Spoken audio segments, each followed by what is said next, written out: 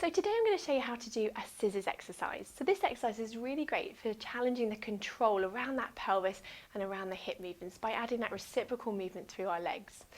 So the exercise engages our anterior oblique sling as well as strengthening our lower abdominal muscles. So it can be a really useful exercise for runners or walkers if you've had back pain because it's that similar movement on action through the legs. At the higher levels of this exercise, we also add a little bit of a hamstring stretch in by straightening the leg, and also a little bit of upper abdominal movement by lifting up into abdo prep.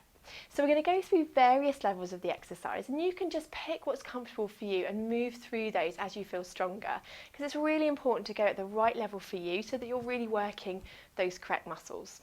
So we'll come down onto the mats and I'll show you a little bit more. So coming down onto the mat from here. So feet and knees that hip width distance apart, just like we always do, making sure we're starting in that nice neutral spine position. So just tilting the pelvis forwards and back, looking to find that midpoint between those two movements, so our pelvis in that neutral spine position. Arms relaxed down by your side. Okay, so our first level of our scissors, we take a breath in to prepare. As we breathe out, raise one leg into single tabletop. Lower the leg down and then back up and relax back down. Good. And again, breath in to prepare. As you breathe out, float the leg into tabletop. Breath in and out, lowering it down and back. Good. So we're just alternating sides, keeping that knee at that 90-degree angle as you lower the leg down. So you're making sure as you lower the leg, you're not letting that pelvis tilt, not losing that neutral position, and that the movement is coming through that pelvis as you lower it. Good. So we just alternate each side here.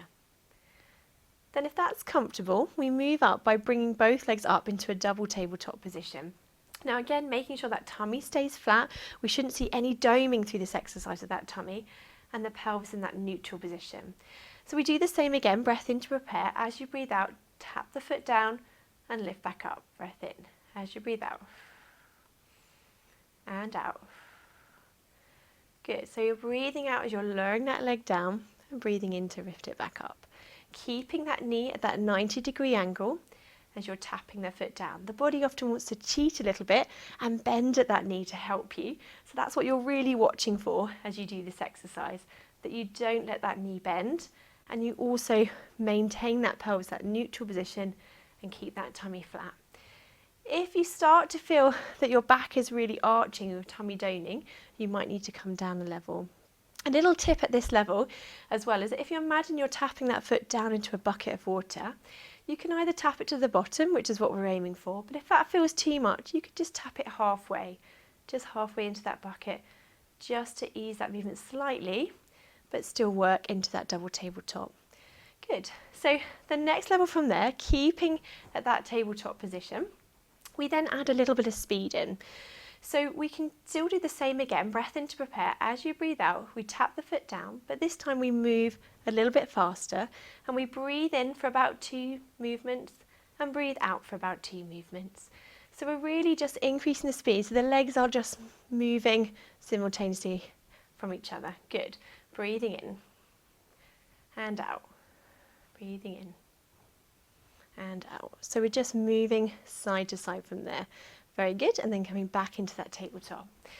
Now the really harder level of this exercise is when we add in that extension of the legs, and which is what I was talking about in the beginning, and saying this is really more for sort of agile athletes such as dancers or gymnasts. But we can, from here, lift up, reach our hands along towards our toes, lift up into this abdo prep position, and at the same time we're going to lift one leg up towards the ceiling and the other leg straight down like this, and then we switch. And we can just add a little pulse at the end there, just to give that additional hamstring stretch as you're exchanging the leg. And we maintain this abdo prep position as we do that. Good. And then come back to that centre, lower the head back down, and then lower those legs one at a time. Fantastic.